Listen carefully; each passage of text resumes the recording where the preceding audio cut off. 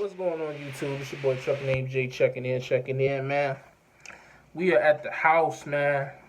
Uh, I'm real comfy. Got the robe on, you know what I mean? When you local, you can get you a robe. When you stack your pennies up, you know what I mean? Rub two pennies together, make a couple of dollars. And you got the robe. Now you fresh out the shower, your own shower, you know what I'm saying? You ain't got to worry about 10,000 motherfucker peeing on the floor. I'm sorry. That's not the tone of the video. Bang. But no, man, all jokes to the left, man. Today was rough. And actually, man, I'm gonna be 100% honest, man. It's the last week and a half, it seems. I say last week has been rough. Y'all know how I do with my channel. I try to keep it as real as possible. A lot of the videos I make are like spur of the moment, meaning that I try to make them as close to whatever incident or whatever happens so that the content is original, the content is genuine, and it's just not fabricated. You know, I'm not trying to, be all theatrical and all that. I just want you to I want people to be able to watch my videos and really understand that this is what's really going on. This is what you really deal with in trucking. So I got written up. It's not the first time I've been written up, actually. I had a situation on my truck where the lug nuts, I guess, I wasn't doing a proper pre-trip on my truck, and one of the tires on my drives, the lug nuts were loose, and I guess they were. I'm gonna put a picture up, and hopefully you can understand better in the picture. For my veterans, and maybe someone can explain it better, because I don't even think I still fully understand. But somehow the lug nuts was loose, and they were rubbing or something. It was breaking off, and it could have been the tire could have came off, whatever. And so I got written up for that because that's something that I should have caught. And it's just like, I mean, part of me wanted to just like say, oh man, what kind of trucking company writes up drivers for their bad equipment? You know, I could have came up here and I could have blamed the company, and I could have said that it's BS that they put you in old trucks, and then, when the man next to you has a new truck, and then they want you to run just as hard in the old truck as the new truck, and then when the old truck breaks, they point the finger at you. You know what I mean? I could have did that, but in all honesty, I think that the more mature thing to do in the situation was for me to sit back and really realize, man, I'm gonna be 100. The beginning of my trucking career, which some would still say this is the beginning of my trucking career because I've only been driving for 2.5 years, but the beginning of my trucking career was with mega carriers. Nothing wrong with that. But when coming through mega carriers and coming through mega carrier schools, and their training situation, pre-trips are not something that are always taught in detail. You know what I mean? I know, man. I know some cats don't even do pre-trips, to be honest. They wake up, start their truck up, turn the lights on, walk around, make sure all the lights is on, and they down the road. I've seen it. I've definitely fell into that category for a while. But when I came here to MBI, man, they have the way that it's so funny because it's a guy at the job.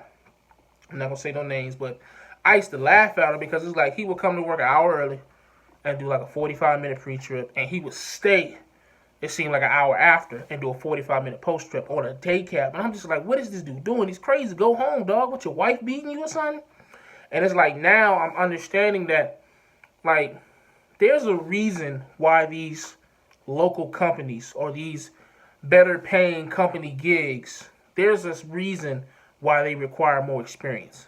Yeah, it's because of the insurance and all that other paperwork stuff, but it's more responsibility. And I don't think that is put out there enough for drivers to understand. When you are coming from an over-the-road position or a position that are used to rookies. The expectation of what you're doing is not high. You're not expected to do as much as you would be at a gig where they require 2 to 3 years experience. Therefore, the not doing the pre-trips that you may have gotten away with Swift for a year to 2 years, or with Prime or Stevens or whoever, and I know somebody's going to come in here and say, oh, well, my company, we always do our pre-trips. Bullshit. But anyways, so like the getting away with not doing pre-trips that you got away with wherever you were, you're not going to get away with that stuff when you come local. You're not going to get away with that stuff with smaller mom and pop companies. You are going to be held to a higher responsibility. You're going to be held to a higher expectation because they're paying you more. Now, do I agree with that? I ain't really got no choice. That's part of being a company driver. That's one of the things about being a company driver that I don't like, is that if I was an owner-operator or a lease operator or whatever, and I ran into that situation, okay, come out my pocket, I dish out some bread, and we down the road. But as a company driver now, I get written up, that goes on my quote-unquote file, and now that affects me. You know what I'm saying? That could affect money going forward. You know what I mean? Meaning like too many of those, I could lose my job. You know what I'm saying? And it's just like, even talking with my terminal manager, it was just almost such like a culture shock, if you will, for lack of a better term, because it's just like, I told him, like, man, I'm not used to doing these detailed of a pre-trip that you're pretty much requiring. And, you know, in my mind, I thought that was a justifiable excuse, but really it's not. It's horrible. I just told my terminal manager that I don't do proper pre-trip. Like, I was a freaking idiot. But, you know, him being as cool as he is, you know, he just explained to me, like, man, look, man, you know, you're a good worker. He said, you got no problems with me. I come to work, I outwork some of the older guys, but we ain't gonna get into all that. But, you know, these are the things that you're gonna have to deal with. You know, I want you to learn, which is why I'm not gonna, you know, he gave me a warning, but it was still on file as a write-up warning. You know how that stuff go, politics, you know what I mean? But it's just like, you know, I just got to get better. I got to get better. You know, again, you know, the older Jay, when I say older, I mean not older as in age, but older as in the past. You know, 3 months ago, 6 months ago, a year ago, I would have blamed the company. I would have, man, I wasn't trained on that. I didn't know. But ignorance does not excuse you from it. That's a cop will tell you that. What is it? Ignorance of the law doesn't excuse you from the law, whatever the fuck they be saying. So, but it's just like, you know, just trying to get better. And just trying to learn that I can't get upset at every little thing that happens, which is something I've done in the past. Just trying to realize that, you know, using this as a learning experience. Yes, I do want to own my truck in the future. This is a learning experience to doing proper pre-trips. Use this as an opportunity. Now, when I go out there, because I had written up last week, but now it's just take my tire joint. I got the tire pressure that you read your tire pressure. You know, you don't want your joint lowered. I think it's like 90 or 95. You know, I'm checking my fluids, popping the hood every time. You know what I'm saying? Checking my coolant, checking my oil. I actually was low on oil the other day. I went in there and they was like, here you go, boom. You know what I'm saying? And when they see you doing these more thorough pre-trips, now it creates a situation that when something does happen on the road or at the landfill or whatever, they know that you did your pre-trip, so they not so quick to throw you to the wolves, if you will. Whereas if you just coming in, you just flickering your lights, and then you down the road, and then something go wrong, first thing they're going to ask you, well, did you see it on your pre-trip? And then you got to come, you know what I mean? What, you going to lie? And then if they find out you lying, here's the thing about mechanics. You can't lie about it. These mechanics out here have multiple years experience. They know when something just happened or if it's been a wear and tear type situation. They know if your tire go flat and you call them right when it go flat, that tire looks different than if it goes flat, you don't notice it and it run flats. Like it went through the shredder. You know what I'm saying? They know that if you break your glad hands or if your glad hands get caught because you forget to strap them back to the cab when you bobtailing, and they get caught up under the wheel and they drag on the concrete, and then you try to turn it in 3 weeks later, they see the marks up there from where they got dragged. That's the only way that happens. So if you think you're trying to be smarter than a mechanic by hiding stuff, it's going to come back and bite you, man. And I think this is something that in trucking that people don't talk about enough. Everybody talks about pay and this and that and titles and all this shit. But if you aren't able to do a proper pre-trip and not understand if they're able to identify there's something wrong with the truck that you're about to get in, who cares if you own it or if your name is on the side of the door or how much you make? You can't safely operate the vehicle because you can't tell me if it's safe to drive. You know what I'm saying? Like you don't know if you have coolant, you don't know if you have oil, you don't know if you know what I'm saying, your hazard lights work.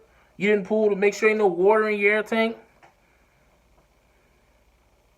You know, and these are the things that I am just glad that I'm able to learn now as I become more veteran in this industry. These are the things I need to know before I even consider buying a truck or leasing a truck. So, you know, if you out there, you watching this video and you think about buying a truck or you think about leasing because you just seen some YouTuber tell you about all this money they done made, ask yourself this. Are you doing proper pre-trips? Because if you aren't doing a proper pre-trip, you might not want to go put your name on no title.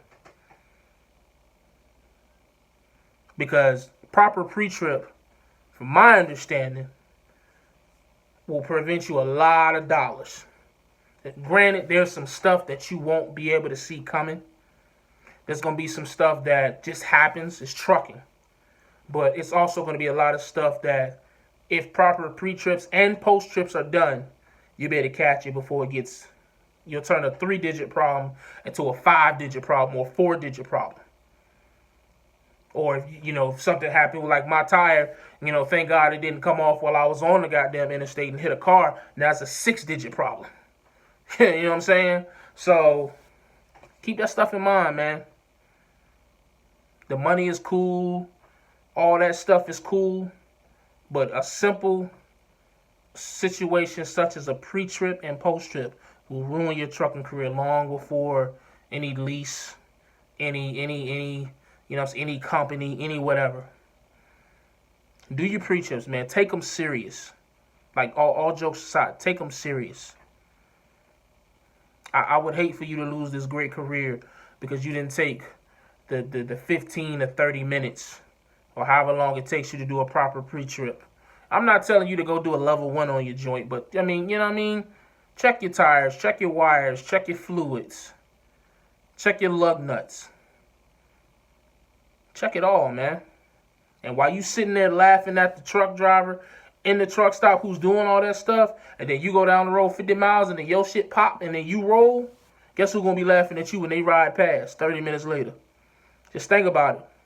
Especially if you at the mega carriers, because I know they not prioritizing that. You ain't got a lot of me. I know your mentor ain't really prioritizing pre-trips. They just trying to get the miles off you. I know your dispatcher don't care that you did a 5-minute pre-trip. They trying to get that load there. You got to care about that. Because they not going to care. But safety will. When that tire come off and hit that car beside you. Just saying, man. Your bank account going to care when you break down for 3 days because you won't check in your fluid and you ran out of oil. Or your truck ran hot because you didn't check your coolant. You would have noticed the puddle of fluid, coolant underneath your truck before you took off. And you would have started climbing the hill, burnt your goddamn engine up. I'm just saying, man. This is all hypothetical, of course, but I'm just trying to express the seriousness of how this stuff can be, man. For real. And this is what I learned from me getting written up. So at first I was upset about it, but it was a learning experience, as are all L's in life. I take my L's with pride because I'm learning from them. So, but as always, man, stay safe, stay positive, stay productive, God Family Trucking. See y'all next time.